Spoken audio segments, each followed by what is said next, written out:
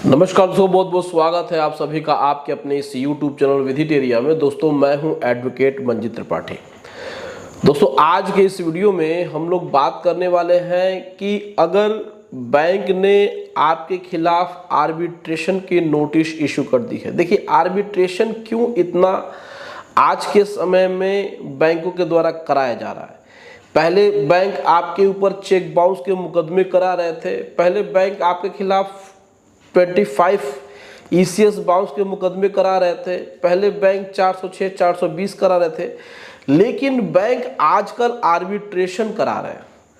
तो आर्बिट्रेशन इस समय सबसे ज़्यादा रिकवरी का माध्यम बन चुका है और इस पर न जाने कितने भ्रम हैं कि आर्बिट्रेशन में अगर बैंक ने आपको नोटिस भेज दी तो अब कुछ नहीं हो सकता है, बैंक आपके घर का एक एक बर्तन तक उठा ले जाएगा। बहुत सारे लोग इस प्रकार के वीडियोस बनाते हैं। आर्बिट्रेशन जिस प्रकार से बैंक कराती है, धमकी देती है, तो लोग डर जाते हैं कि अरे हमारे खिलाफ तो आर्बिट्रेशन के नोटिस आ जाएंगे या फिर हमारे खिलाफ आर्बिट्रेशन की नोटिस इशू हो चुकी है, अब हम क्या करें, किस तरीके से अपना बचाव करें, क्या हमें आर्बिट्रेशन में जाना चाहिए। कभी कभी तो ये भी देखने को आता है कि आप रहते हैं दिल्ली में और बैंक ने आपको बुला लिया है चेन्नई में, या फिर आप रहते हैं मुंबई में, बैंक ने आपको बुला लिया है दिल्ली में कि भाई अब आपको आर्बिट्रेशन में यहाँ पर इस डेट पे इस चैम्बर में यहाँ पे अपीयर होना है। तो आर्बिट्रेशन से डरने की ज़रूरत नहीं है। मैंने अपने हमेशा वीडियो में आपको बताया है और आज भी बता रहे हैं, आर्बिट्रेशन से आप बिल्कुल डरिए नहीं। आर्बिट्रेशन में इस प्रकार से कोई भी ऐसी चीज़ नहीं होती है कि जिसका कि लीगल डिफेंस न हो। आर्बिट्रेशन एंड कंसिलिएशन एक्ट 1996 का सेक्शन 21 साफ साफ आपको बचाता है। अगर आप इसको पढ़ेंगे कि जो मध्यस्थता अधिनियम 1996 की धारा 21 में ये कहा गया है कि दोनों पक्षों का राजी होना जरूरी है, लेकिन बैंक आर्बिट्रेशन के इस क्लॉज का बड़ा मिसयूज कर रहे हैं। तो आपको एकदम बिल्कुल नहीं डरना है। आर्बिट्रेशन की नोटिस आ गई है तो इसका मतलब ऐसा नहीं कि आपके खिलाफ कुछ ऐसा हो गया है, ब्लंडर हो गया है, इतना बहुत भारी आपने गलती कर दी है, या फिर आपके पास अब कोई लीगल डिफेंस बचा ही नहीं है, आपके पास कोई उम्मीद नहीं बची है। तो ऐसा बिल्कुल नहीं है, आप एकदम बिल्कुल मत घबराइए। बहुत सारे लोग हमको फ़ोन करते हैं, बहुत सारे लोग हमसे कहते हैं कि सर हमारे खिलाफ आर्बिट्रेशन हो गया है, बैंक आर्बिट्रेशन करा रहा है, किसी दूसरे शहर में है। तो अरे इतना क्यों परेशान होना है भाई, करने दीजिए ना बैंक को। देखिए जब आपके पास पैसे नहीं हैं तो फिर बैंक आर्बिट्रेशन करा करके भी कुछ नहीं कर सकता है। अब हमारे हाथ में ये मोबाइल फ़ोन है, अब इस मोबाइल फ़ोन का बिल हमारे पास नहीं है, तो कैसे साबित होगा कि ये मोबाइल फ़ोन मेरा है।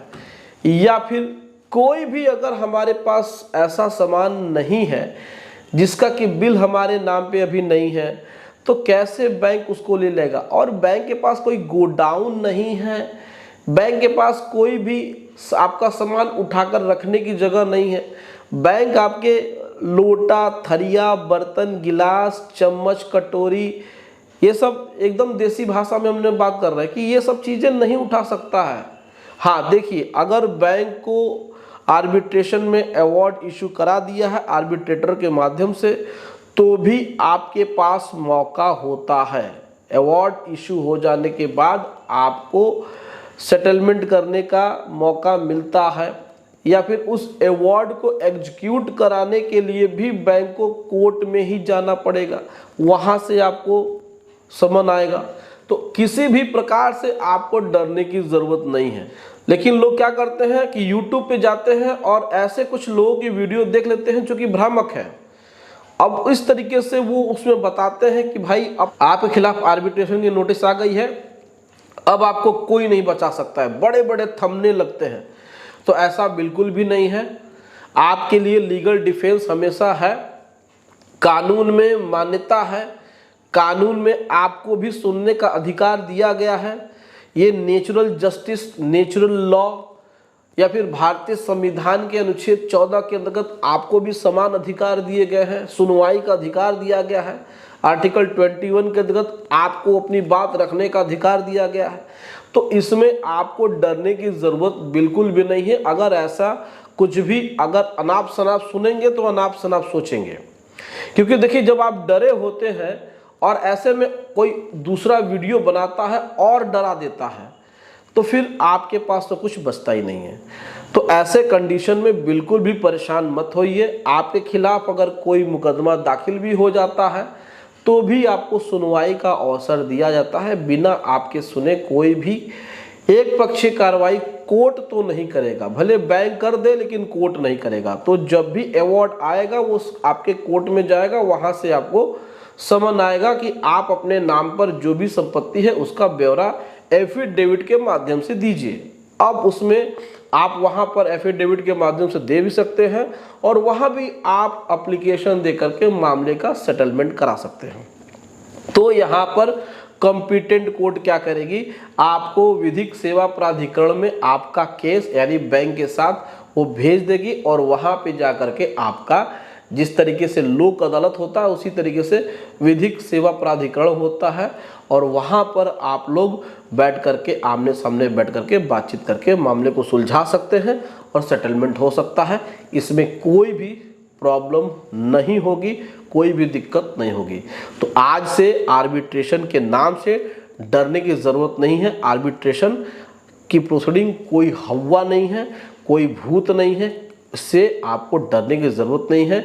ऐसा नहीं कि आर्बिट्रेशन की नोटिस आ गई तो अब आप बर्बाद हो गए, तो ऐसा बिल्कुल नहीं है। ऐसे लोग की बात को मत सुनिए, सीरियस मत लीजिए, नहीं तो आप इसी तरीके से परेशान होंगे। तो उम्मीद है दोस्तों वीडियो पसंद आई होगी। वीडियो अच्छी लगी हो तो वीडियो को एक लाइक ज़रूर कर दीजिएगा, इससे अपने दोस्तों में और अपने रिश्तेदारों में शेयर कर दीजिएगा और हमारे चैनल को सब्सक्राइब करके हमें सपोर्ट जरूर प्रदान करिएगा। चलिए मिलते हैं अगली वीडियो में एक नए टॉपिक के साथ। तब तक आप अपना और अपने पूरे परिवार का ध्यान जरूर रखिए। Thank you so much. जय हिंद दोस्तों।